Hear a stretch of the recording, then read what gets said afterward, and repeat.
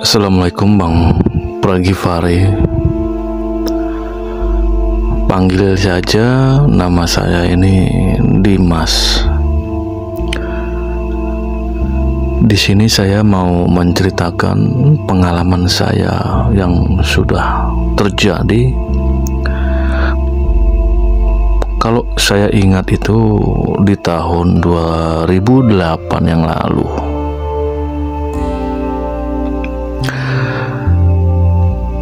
Cerita ini saya alami di saat saya usianya masih boleh dikatakan masih hijau atau remaja.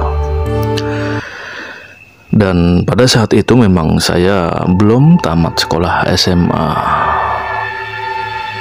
Kira-kira baru tamat SMP saja. Karena memang faktor biaya sehingga saya ini tidak melanjutkan sekolah. Dan langsung mencoba peruntungan bekerja di satu pabrik di sebuah kota. Langsung saja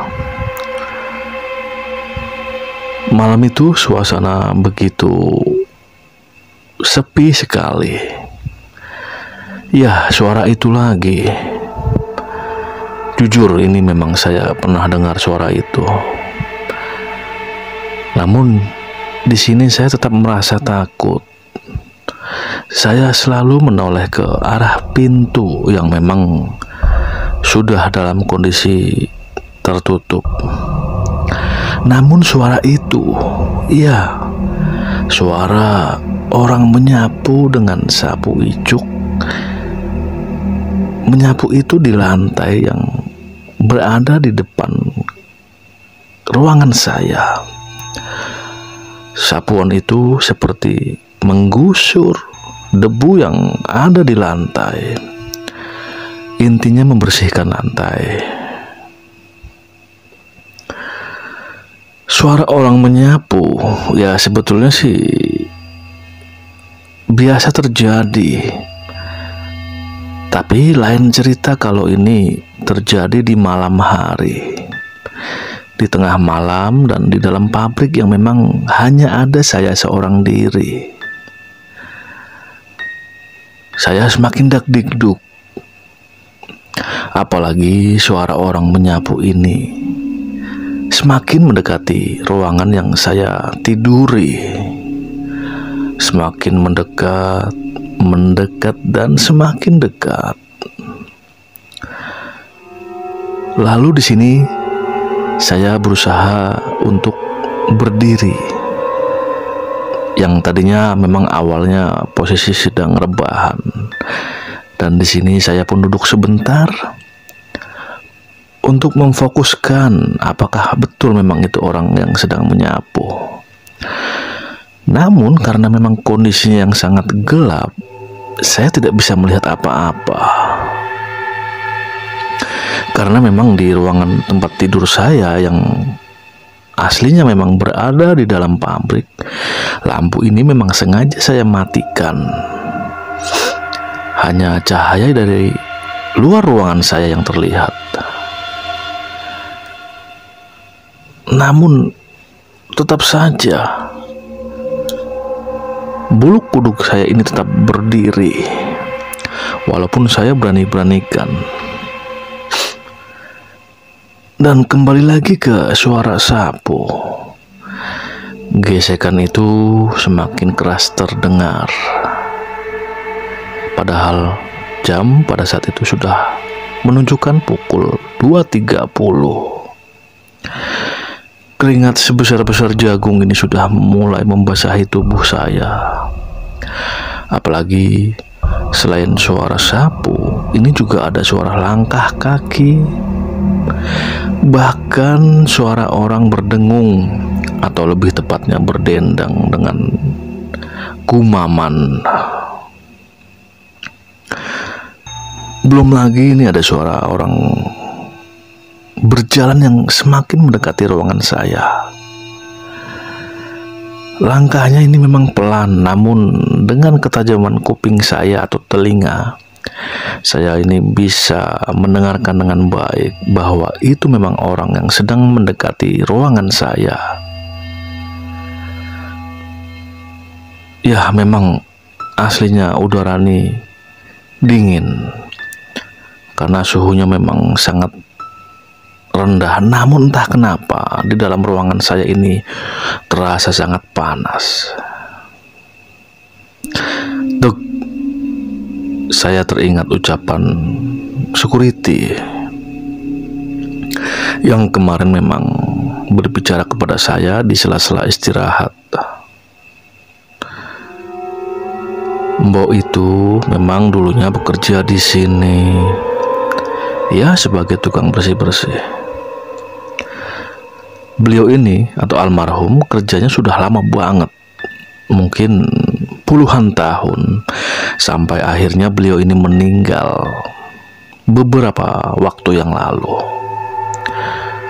Dan menurut info teman-teman ini, kalau malam almarhum atau beliau ini masih tetap saja melakukan aktivitas bersih-bersih beliau seperti ketika dahulu masih ada atau masih hidup. Dia seperti menyapu, mengelap, mengepel dan sebagainya.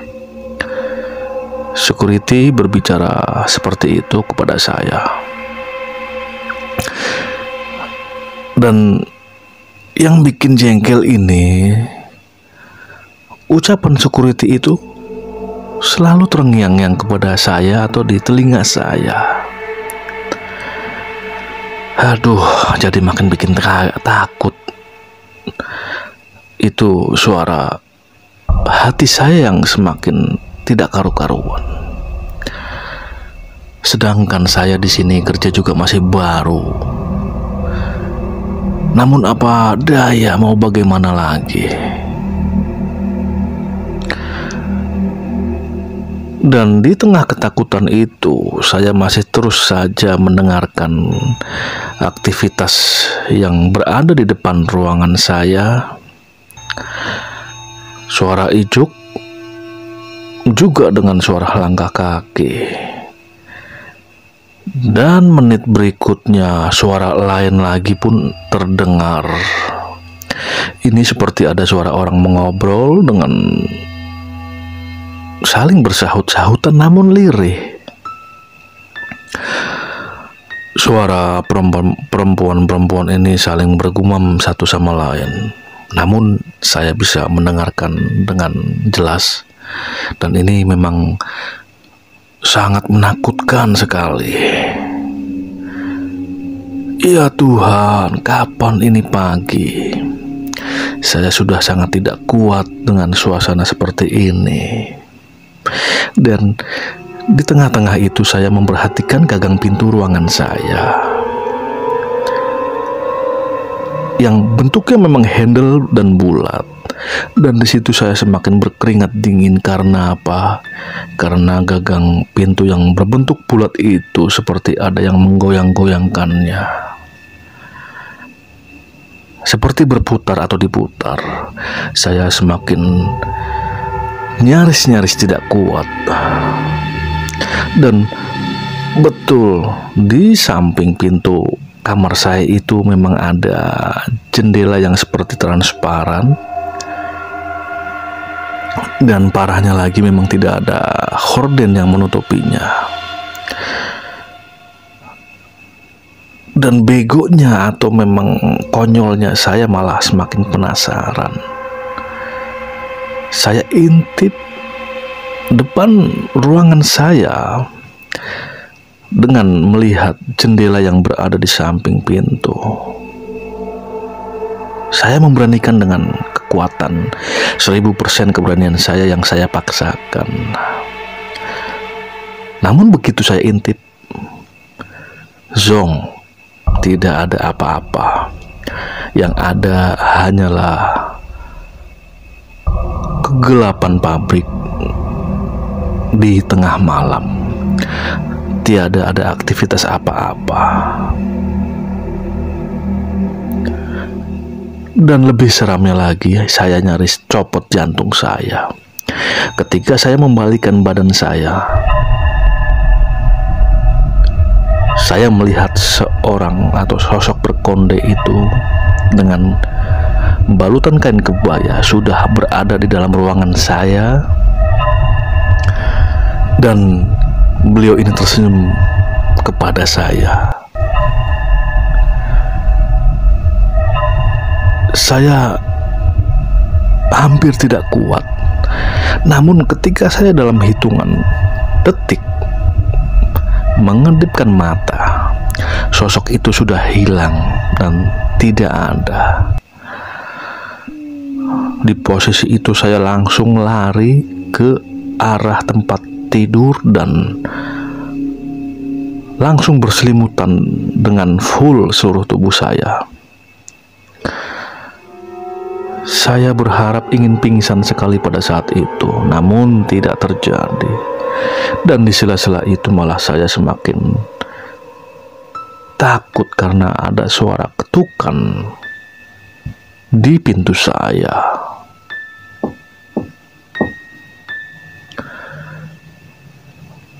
Rasa-rasanya saya semakin tidak kuat. Bait-bait doa ini tetap saya berdoa bagaimana caranya ini semoga cepat berlalu, namun tidak juga berlalu.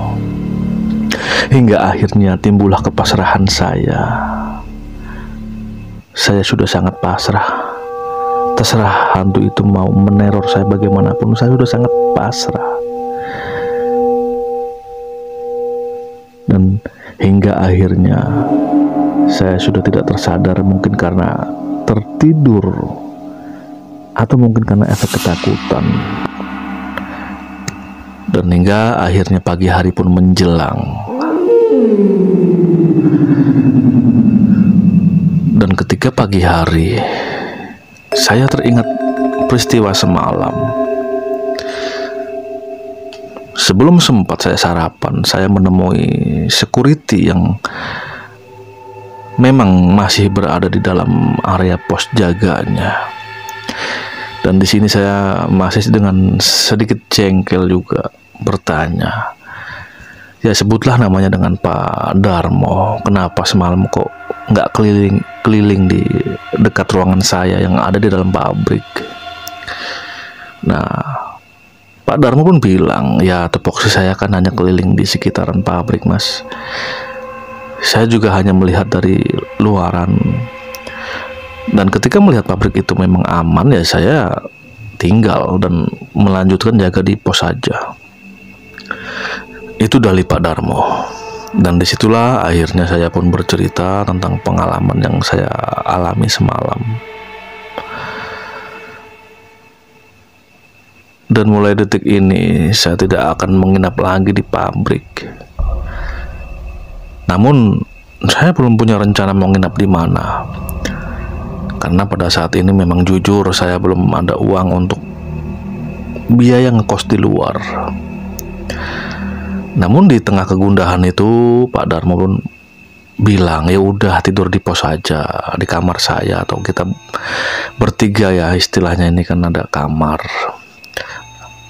Toh tiap malam pun hanya saya saja atau si Kang Ujang yang sedang libur. Kalau memang nanti tidak libur kan bisa bergantian, jadi maksimal berdua, jadi aman lah.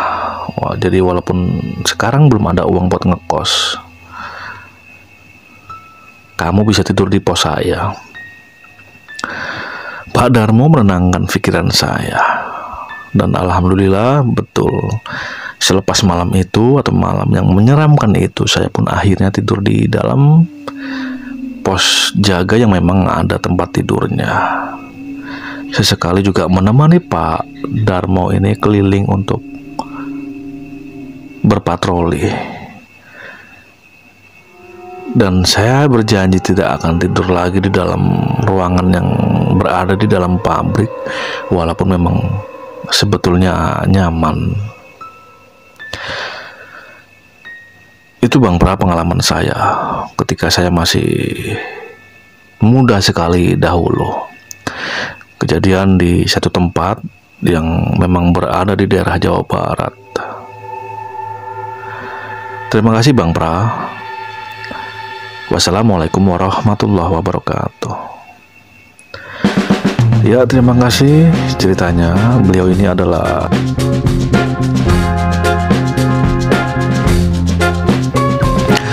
beliau ini menceritakan pengalaman yang memang dialami beliau sudah lama sekali.